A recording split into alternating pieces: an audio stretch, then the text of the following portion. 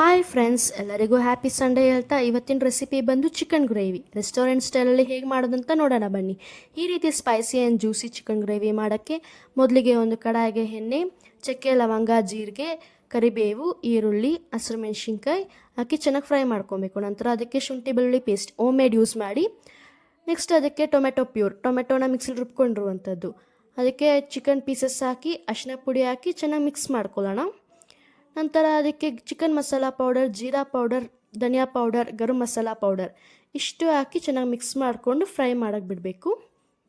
Fry ಆಗಿದ ನಂತರ 1 ಕಪ್ಪಷ್ಟು ಮೊಸರು, ಅದಕ್ಕೆ red chilli powder, salt as per taste ಹಾಕಿ ನೀರು ಹಾಕಿ ಮಿಕ್ಸ್ ಮಾಡಿಕೊಂಡು 5 ನಿಮಿಷ ಬೇಯಕ್ಕೆ ಬಿಡೋಣ.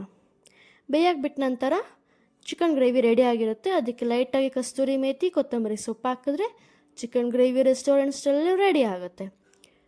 ಎವ್ರಿ ಸಂಡೇ ಈ ರೀತಿ non veg item variety non veg item try ಮಾಡಿದ್ರೆ ಚೆನ್ನಾಗಿರುತ್ತೆ. ನನ್ನ ನ್ಯೂ ಫಾಲೋವರ್ಸ್ ಆ್ಯಂಡ್ ನನ್ನ ಫ್ರೆಂಡ್ಸ್ ಕೂಡ ಚಿಕನ್ ರೆಸಿಪೀಸ್ ತೋರಿಸಿ ಅಂತ ಹೇಳ್ತಾ ಇದ್ರು. ಸೊ ಅದಕ್ಕೆ ಇವತ್ತು ಚಿಕನ್ ಗ್ರೇವಿ ತೋರಿಸಿದ್ದೀನಿ.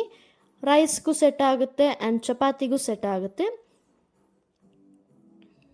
Okay, happy Sunday, bye, good night. ಈ ರೀತಿ ರೆಸಿಪಿಗಾಗಿ ಸಬ್ಸ್ಕ್ರೈಬ್ ಮಾಡಿ, ಲೈಕ್ ಮಾಡಿ, ಶೇರ್ ಮಾಡಿ. Thank you friends.